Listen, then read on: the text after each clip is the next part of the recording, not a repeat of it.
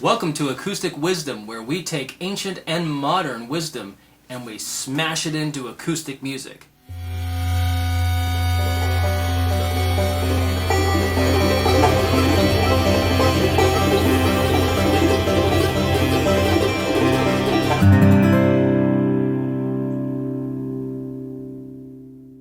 So today's quote comes from the one and the only Abraham Lincoln. He said, "Give me 6 hours to chop down a tree, and I will spend the first 4 sharpening my axe." So, this means that we have to practice, and practice, and practice, and practice. So, we have a little bit of time to perform. Maybe we perform on a live stage, maybe we are recording, maybe we're playing for some people, but there's so much time that happens between when we practice our instrument and to that performance. So, we really have to spend so much time sharpening our axe, our guitars, or our mandolins, or our banjos, or our violins, whatever we're playing, and honing that skill so that when we go to perform, when we go to do anything, because it's really about performing. Some people say, well, I just want to play for myself, but you still have to perform. If you're not playing the songs or the tunes in a proper way, it's going to sound like junk, right? And we don't want it to sound like junk. We want it to sound really nice. So we have to spend a lot of time practicing. And you look at these people and they play and you think, well, they're just doing it. It's so easy. It looks so easy for them. Well, it's easy for them because they've spent a lot of time playing. Thousands and thousands of hours. You know, the 10,000 hours to master anything. 10,000 hours to master something is just one level. It's just one level of mastering, but it goes on and goes on and goes on.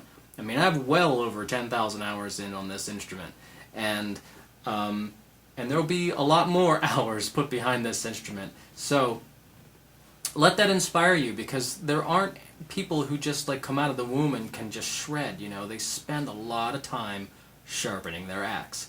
So that is the quote for today. We're going to get into how do you use guitars for meditation music. And I will tell you that I started doing this not knowing what I was doing. When I first started playing guitar, I would lay back on my bed. I would get a little tired, you know, and I'd lay back on my bed and I would have my guitar laying on my stomach, and I would just lay on the bed and I would play.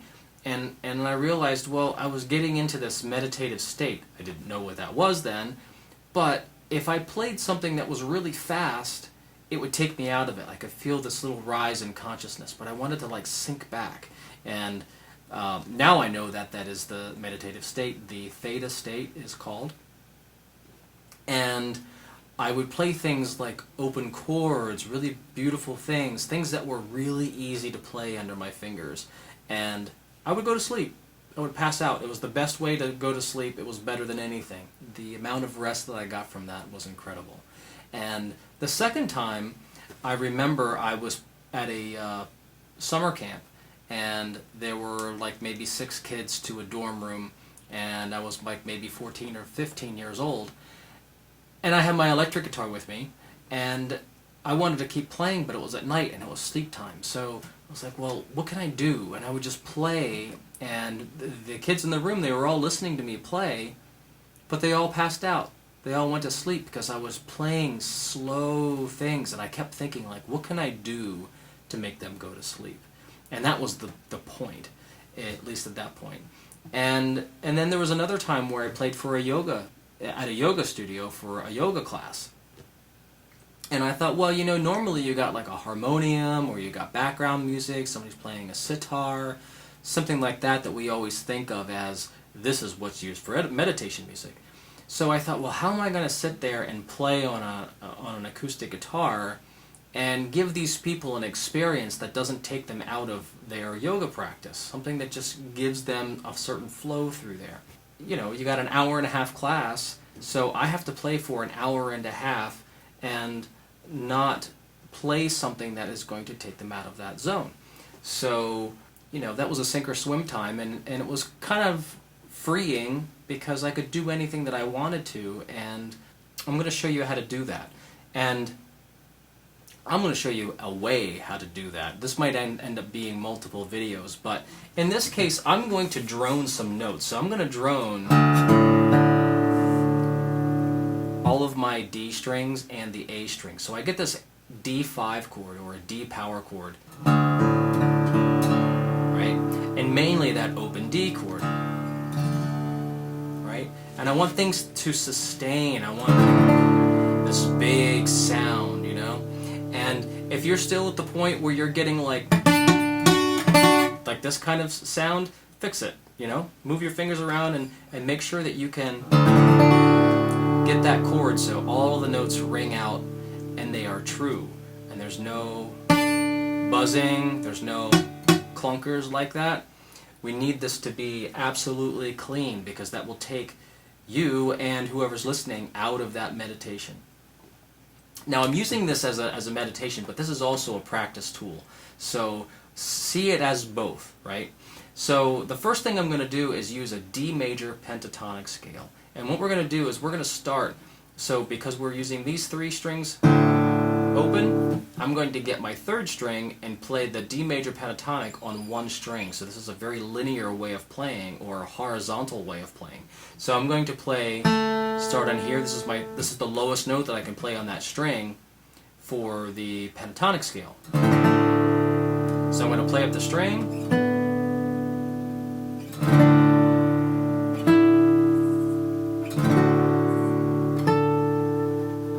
You know, listen to how that sounds.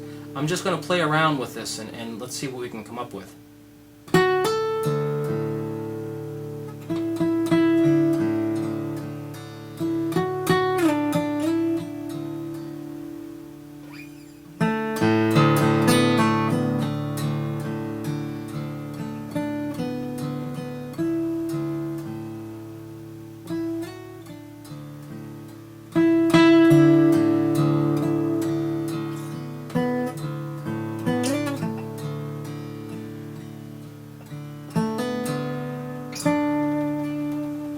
You know, to me that's very limiting. I'm hearing all these other tones that I want to play, and I'm trying to stay within that scale.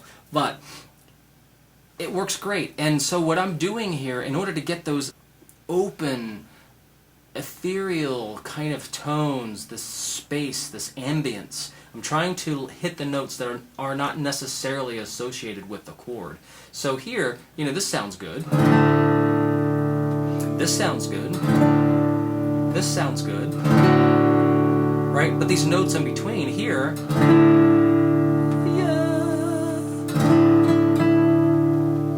that has some ambiguity to it, but it's also beautiful too. This one here, this is the 6.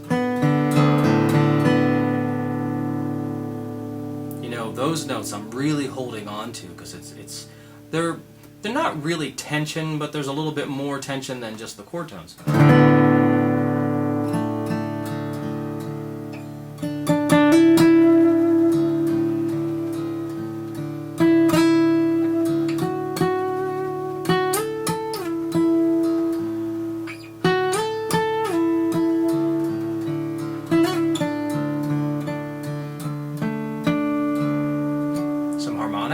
Right? So let's go to the next string. We do the 2nd string. I can learn the pentatonic scale on there.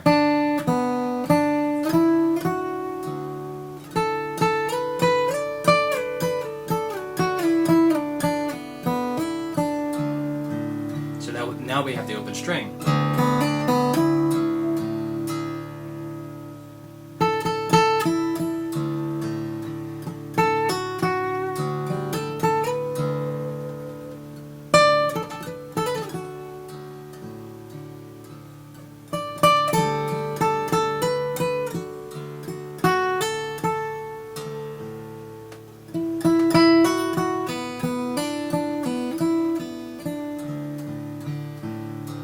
I go to the 2nd, or the 1st string.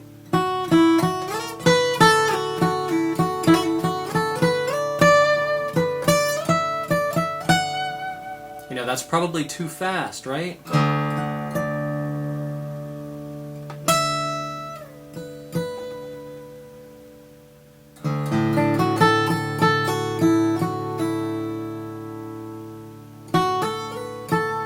Maybe Maybe I can incorporate a couple of strings. Well,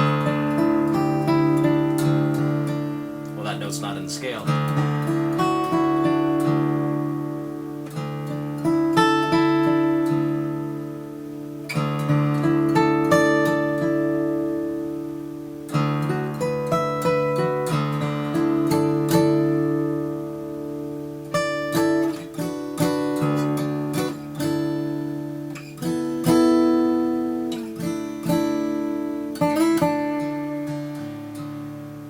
Okay, so that's one thing that you can do.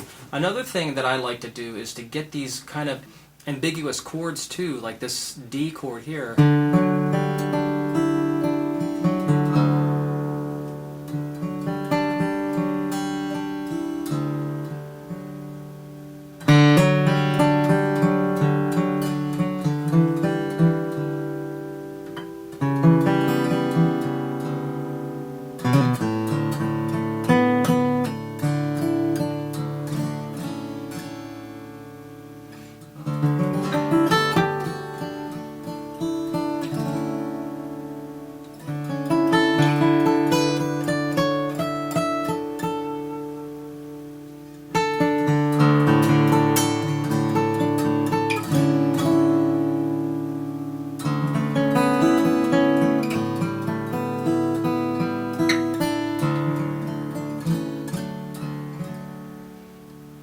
Right? So yours doesn't have to be that complex, but the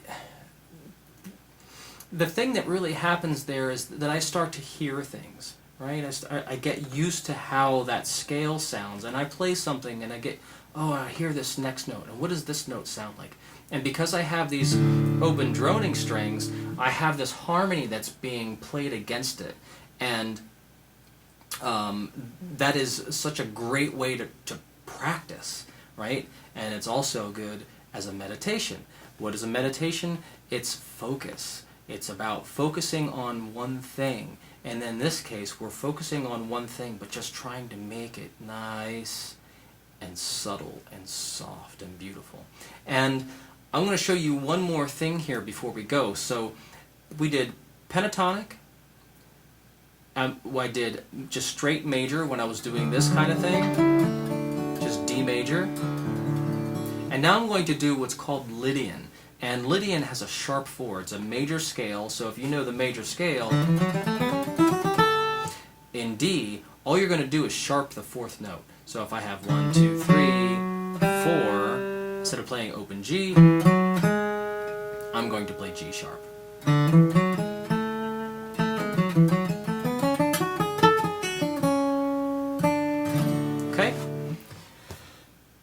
Now, the sharp 4 has a characteristic tone. That tone is the sharp 4, and that's the note you really want to focus on, because otherwise, you're not really doing Lydian in this case. You would be, but you really want to focus on that note, so you bring that out, which is this. And if I play this, you might go, what the heck? I'm like, wow, that sounds terrible. How's that going to work? But if I fold that in there, that note becomes really kind of powerful in this tension. So check this out.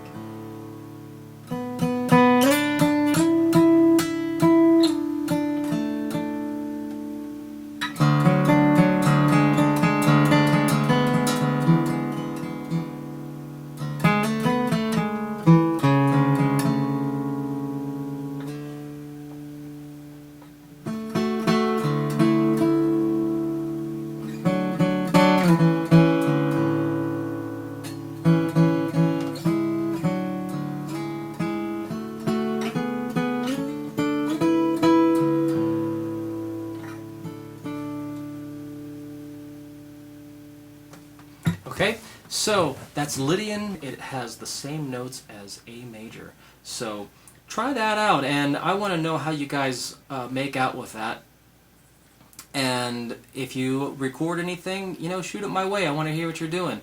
And again, make this part of your practice. And maybe do this for 10 minutes, 15 minutes in your practice and just play notes. Even if you don't know what the scale is, have those drones and just find notes that sound good. You might not even know what it is, and you'll just like it and then use it. Play a chord. Right there's that sharp 4. There's a D chord. Maybe the D chord here. It's like, oh, that's kind of nice. How do I use that? Maybe good. Move notes around. So this is really about experimentation. If you like this episode, please like and subscribe, and don't forget to hit the notification bell so that you'll be notified every time I upload a new video. See you soon.